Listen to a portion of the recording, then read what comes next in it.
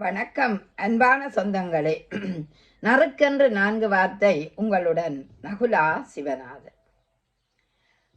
முயற்சி பற்றி இன்று நாங்கள் பேசலாம் என்று இருக்கின்றோம். அதாவது எப்பொழுதும் சொல்வார்கள், முயற்சி திருவினையாக்கும், முயற்சின்மை இன்மை புகுத்திவிடும் என்று. ஒவ்வொரு மனிதனும் இந்த சூழலில பிறக்கும் போது அவன் முயற்சி உடையவனாக இருக்க வேண்டும் என்பதை இயற்கையே நமக்கு காட்டி நிற்கின்றது. சூரியன் உதிக்கின்றான், சந்திரன் வருகின்றான், பூமி சுழல்கின்றது. இந்த இயற்கையை பார்க்கும்போது எங்களுக்கும் இயங்கு இயங்கு என்று எண்ண தோன்றுகிறது அல்லவா?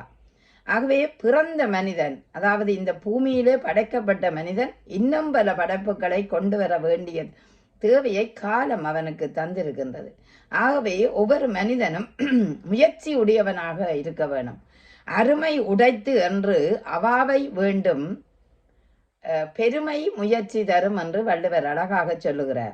ஒரு செயலை செய்ய முன் அதனை செய்ய முடியாது என்று நினைத்து சோர்வடைய கூடாது. அதனை முடிக்க மேற்கொள்ளும் முயற்சியே என்றும் பெருமை தரும். ஆகவே நம்பிக்கை எங்கள் மனதில் விதைக்க வேண்டும். எந்த ஒரு முயற்சியும் கடினமான பாதையை முதலில் தொடும். அந்த கடின பாதையையும் கடந்து நீங்கள் செல்லும் போது அதில் ஒரு வெற்றியை நீங்கள் பெறுவீர்கள். அதாவது அந்த கடின தடைகளையும் உடைத்து கொண்டு செல்லும் போதுதான் எங்களுக்கு விடைகள் கூட கிடைக்கின்றது. தாளாண்மை இல்லாதான் வேளாண்மை பேடிகை வாளாண்மை போல கெடும் என்று சொல்லுவார்கள். அதாவது எப்படி பார்க்கிறோம் என்றால், உழைப்பு இல்லாதவன் பிறருக்கு உதவும் உதவி பேடி போர் கையில் வாளை கொடுத்தது போல் பயனற்று போய்விடும். அதாவது ஒரு உழைப்பு இல்லாதவனுடைய கைகள் சோர்வடைந்து விடுவதும் உண்டுதான். ஏனென்று கேட்டால், உழைப்புத்தான் ஒரு மனிதனை உறுதியாக்கும். அந்த உறுதிக்கு அவன் உறுதியாக இருந்தால் தான் வாழ்வை கொண்டு செல்ல முடிகிறது. ஆம், அதாவது ஒரு சொல்லுவார்கள், தெய்வத்தால் ஆகாது எனினும் முயற்சி மெய்வருந்த கூலி தரும்.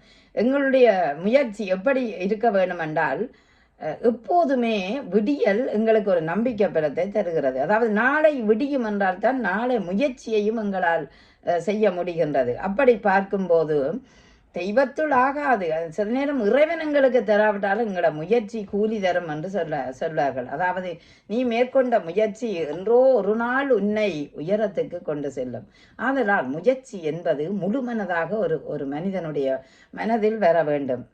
இயற்கையை பாருங்கள், மரங்கள் செழிக்கின்றன, நாற்றுக்கள் முளைக்கின்றன, காற்று வீசுகிறது. இவற்றை பார்க்கும்போது ஏன் நான் மட்டும் இயங்காமல் இருக்கலாமா என்ற ஒரு கேள்வி வருகிறது அல்லவா? ஆதலால் தான் நீங்கள் எப்போதும் முயற்சி உடையவராக இருக்க வேண்டும். வினைக்கண் வினைகடல் ஓம்பல் வினைக்குறை தீர்ந்தாரின் தீர்ந்ததன்று உலகு என்றும் வள்ளுவர் ஒரு இடத்தில சொல்லுகின்றார். எடுத்த செயலை குறைவில்லாமல் செய்து முடிக்க வேண்டும். குறைவில்லாமல் செய்பவனை உலகம் எப்போதும் நினைக்கும். ஆதலால் ஒவ்வொரு மனித வாழ்க்கையிலும் முயற்சி கடினமாக இருக்கலாம். எந்த ஒரு வேலையை தொடங்கும் போது முதலில் ஒரு கஷ்டம் எங்களுக்கு வரும். அந்த கஷ்டத்தை மீறி செய்யும் போது எங்களுக்கு சுகமும் கிடைக்கும். ஆதலால் முயற்சி திருவினையாக்கும். அந்த முயற்சியோடு வாழ்ந்தோமானால் எங்கள வாழ்க்கையிலும் முயற்சிகளை எட்டலாம். பரீட்சைக்கு எழுத முதல் அந்த பரீட்சையை நம்பிக்கையோடு எதிர்நோக்க வேண்டும். எத்தனை சோதனைகள் வேதனைகள் முன் இருக்கின்றன. அத்தனையும் தாண்டி மகிழ்வை கொண்டு வர வேண்டிய தேவை நமக்குள் இருக்கின்றது. அது முயற்சி தானே. ரோசாவை பாருங்கள், முட்களின் நடுவே மலர்ந்திருக்கின்ற ரோசாவை பார்க்கும்போது அதுவும் சோதனை வேதனைகளை தாங்கி மலர்கின்ற ஒரு மலராக இருக்கின்றது. ஆனால் அந்த மலர் எங்களுக்கு காட்சி தரும்போது மகிழ்ச்சியை உருவாக்குகிறது. அந்த வகையிலேயே ஒவ்வொரு மனிதனுக்கும் வேதனைகளும் சோதனைகளும் இருந்தாலும் அவன் சாதிக்க பிறந்தவன். ஆதலால் அந்த சாதனைகளை எட்ட வேண்டும் என்றால் நாங்கள் எப்போதும் முயற்சியோடு இருக்க வேண்டும். எனவே முயற்சி எப்போதுமே உங்களுக்கு கை கொடுக்கும். முயலாமை உங்களுக்கு கை கொடுக்காது, அது சோம்பலியே தந்துவிடும். ஆகவே முயற்சியோடு வாழ்வோம் என்று சொல்லி விடைபெறுகிறேன். நன்றி, வணக்கம்.